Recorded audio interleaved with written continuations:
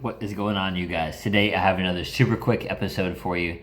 So we're going to be reviewing a clip from the Joe Rogan podcast where he interviews Naval Ravikant, and the episode title is "You Have to Make Happiness Your Priority." Let's get into it.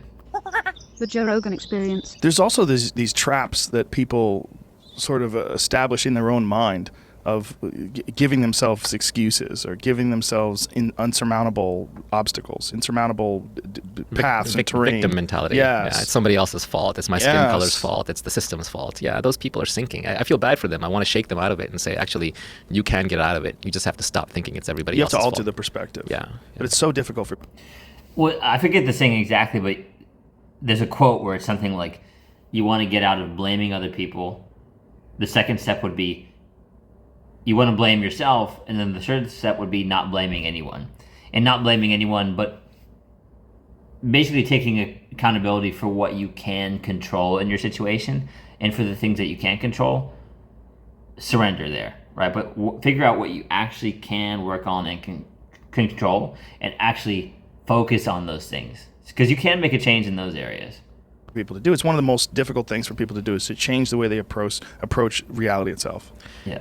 At the end of the day, I do think, even despite what I said earlier, life is really a single player game. It's all going on in your head. You know, whatever you think, you believe will very much shape your reality, both from what risks you take and what actions you perform, but also just your everyday experience of reality. If you're walking down the street and you're judging everyone, you're like, I don't like that person because their skin color, I don't like that, oh, she's not attractive, that guy's fat, this person's a loser, oh, who put this in my way? The more you judge, the more you're going to separate yourself, and you'll feel good for an instant because you'll feel good about yourself. I'm better than that. But then you're going to feel lonely. And then Yeah, well, I mean, that's the reason that they do that, is because they want to feel better about themselves. Which means that they're not in a good place. They're feeling insecure, which is why they leave a negative YouTube comment, or they judge people, or they say something mean, right? Like all these different things, right? It's like, if they were actually in a good, positive mental state, there is no way that they would even worry about doing that, because they would be at peace, right? So they wouldn't even think about arguing, and people would be like, you know what, like, we can agree to disagree, right? Or like, you seem interested in someone rather than judging them. Like, oh, like let me learn more about this person. Or even like some people will get upset or jealous, and instead of being like envious or jealous, you could ask, oh, like that's something I want. Like that really inspires me.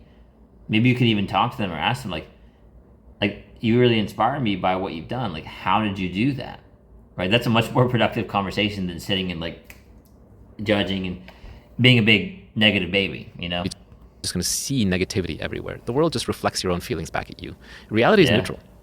Reality has no judgments. To a tree, there's no concept of right or wrong or good or bad, right? You're born, you have a whole set of sensory experiences and stimulations and lights and colors and sounds, and then you die. Yeah. And how you choose to interpret that is up to you. You do have that choice. Your reality is a mirror reflection of your perception. So this is what I meant, that happiness is a choice. If you believe it's a choice, then you can start working on it. And I can't tell you how to find it, because it's your own conditionings that are making you unhappy. So you have to uncondition yourself. It's just like, I can't fix your eating habits for you. I can give you some general guidelines, but you got to go through the hard habit forming of how to eat right. But you have to believe it's possible. And it is absolutely possible. I love that too, because people attach themselves to emotions, like negative emotions or fear-based emotions, like, oh, this person cut me in line, or while I was driving, or this or that, right? And they're literally like making it worse, right? So if you can choose to be frustrated, upset, sad, angry, etc., why not choose to be happy instead, or at peace, or calm, right? I was miserable. I'm happy as a clam. And it's not just the money. I got there before the money. You got happy before the money? Mostly, yeah. How did you get happy before the money? I started getting older. I just realized like life is short. I'm going to die. That's, again, trite, right? Trite. In many ways. Yeah. Well, Confucius had a great saying that every man has two lives, and the second starts when he realizes he has just one. Wow. And I read that, and it was one of those book dropping lines. It's like mic drop. Confucius had a lot of mic drops. Confucius was a bad motherfucker. He was. That's a crazy one. That was a great one. Or another one is, next time you get sick, because everybody gets sick every now and then. It's like, a happy person wants 10,000 things. A sick person just wants one thing, right? So it's your unlimited desires that are clouding your peace.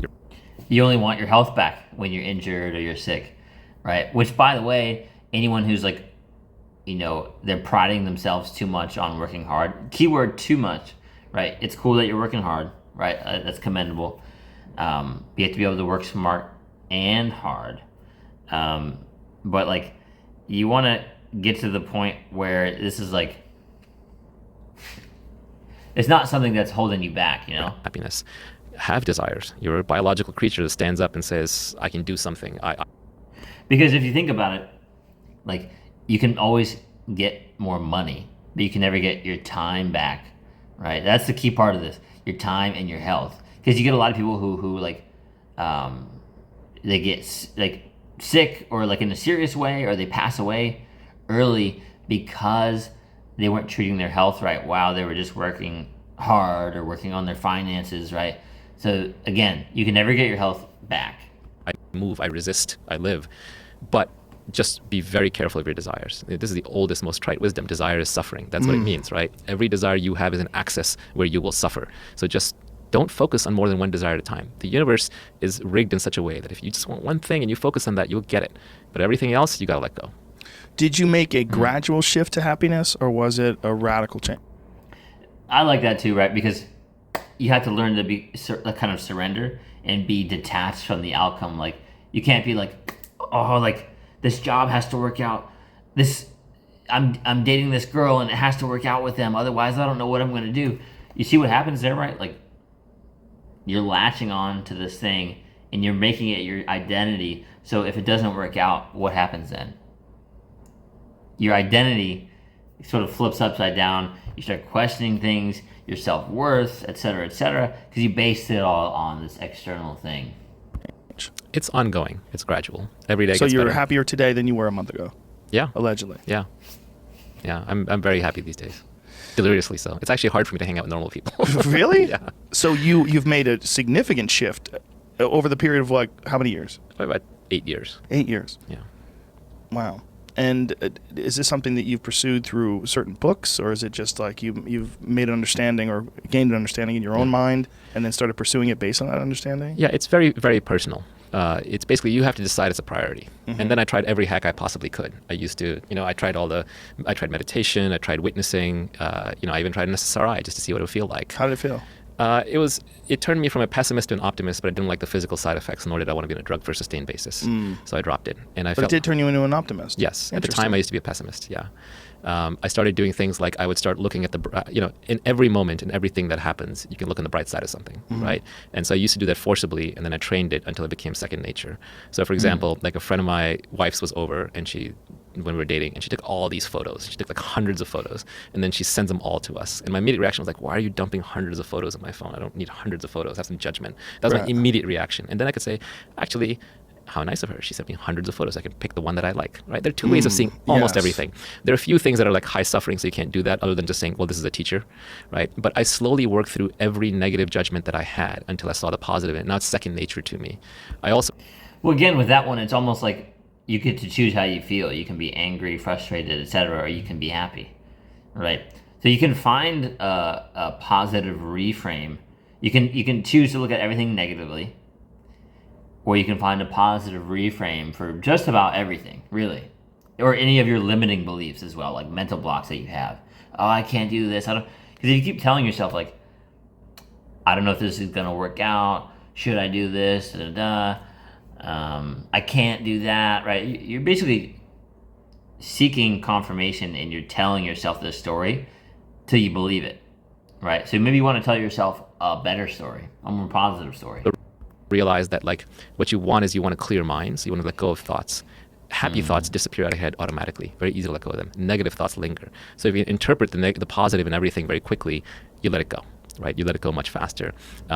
Simple hacks: get more sunlight, right? Learn to smile more, learn to hug more. These things actually release serotonin in reverse. They aren't just outward signals of being happy. They're actually feedback loops to being happy. Spend more time in nature. These are obvious. Watch your mind. Watch your mind all day long. Watch what it does. Not judge it, not try to control it, but you can meditate 24/7. Meditation is not a sit down, close your eyes activity. Meditation is just basically watching your own thoughts like you would watch anything else in the outside world and say, why am I having that thought? Does that serve me anymore? Is that conditioning from when I was 10 years old? Like, for example, getting ready for this podcast. You got ready? I didn't. Oh, but good. I did. But I did. But I couldn't did. help it. And what happened was the few days leading up to this, my mind was just running. And normally my mind is pretty calm. And it was just running and running and running. And every thought I would have, I would imagine me saying it to you. My brain couldn't help but rehearse what it's doing. It's just rehearsing all the time to talk to you. And then I was even telling you about the rehearsal, right? So it's all playing all these meta games. And I was just like, shut up, stop it. What is going on? And it took me a while to figure out, oh yeah, you know what it is? When I was a kid in Queens and I had no money and I had nothing and I needed to save myself, the way I got out was by sounding smart, not being smart, sounding smart. That was the skill I perfected. So I am hardwired to always rehearse things so I will sound smart. It's a disease. It keeps me from being happy. But when you see that, when you realize that, when you understand something, then it naturally calms you down. So after that, I stopped rehearsing. You know what's really funny about that is like the idea of like rehearsing for like a date, or like rehearsing for like hanging out with a friend, or even like rehearsing for an interview, right? Like, sure, right? Like, you know, there is some validity to being prepared for the interview, right? If it's like a job interview or something. But what if you were just like, I'm just gonna say it, right? Like what if you were just such a badass that you had sort of like interview skills down, so it didn't matter what they asked you. You were so confident in the interview, so calm, you could be like, oh, that's a great question. And you talk through the answer, right? You just act like it's a normal conversation. And even, this is something a lot of people don't do, is asking the interviewer questions back. So interviewing them as like a good candidate for you to work with. Because a positive reframe, I love this because he said this earlier, is stop acting like an employee and start acting like a business, right? So think about like the company that maybe you're applying for a job with and interviewing, like you're hiring them as a client. Like, do you actually want to do this job for them? Do you actually want to work with them, right? Because there might be some things that might not be a good fit for you too, right? So again, that puts you in a state of calm and you can have a more relaxed conversation. Just ask some subtle questions, let them ask you back, and you like, it's not that big of a deal, right? Because when you take the pressure off of it and you detach from the outcome, you're going to have a much more productive conversation on both sides. So I love that you just said that. As much. Wow. But it's still a trained habit. That is a really interesting point, that you want to sound smart. That many people do that, and especially young people. When you see someone who is smart or someone who appears smart, they say smart things. Right. You go, God, I want to sound smart. I want people to think about me the same way I think about that person. That is my disease. That is my failing. It is what clutters my mind. The thing I have to ask myself now is, would I still be interested in learning this thing if I couldn't ever tell anybody about it? That's how I know it's real. That's how I know it's something I actually want to know. That's a common thing, though. I know I suffered from that when I was young, the desire to sound smart. Oh, I really like that idea. Actually, like, would you still want to learn how to do this thing or learn about this thing if you couldn't tell anybody about it? Like, that, I love that idea because it means that it's genuine, right? Like, I'm purely interested in this thing because of only me, not because like it's gonna sound cool or look cool to somebody else, to get that like external validation. It's very common. Well, all of us start out, everything you're a winner now in your life, it's because you were a loser at some point. Right. If you had gotten all the girls, if you had all the money, if you had everything you want, you were good looking in junior high or high school, you wouldn't have done anything with your life. Mm-hmm. And you would have peaked early. It's like the Bruce Springsteen Glory Days song, right? You would have married your high school sweetheart, you'd be living in your hometown, you'd be a manager at the local McDonald's, whatever the first dream job you had. Thank God we didn't all get what we wanted when we were young, right? Or we would be trapped in that. So you have to be able to break out of where you came from. I do like what he's saying there, though, because like no one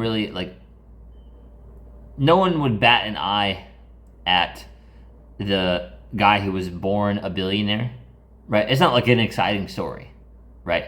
Maybe if you like lost it all and then learned how to actually make it back, right? But that's why people like the hero's journey, like in like a Hollywood movie, or just anytime you watch like a TV show, books, things like that, like fiction. There's always sort of like the struggle, the tough beginning, sort of like some back and forth, and then they have this massive success, like they get to the goal that they want, right? So that's why people resonate with that so much, because a lot of us feel like we're going through that, and we weren't like, because it's not that exciting to just say like you were born rich and you stayed rich, right?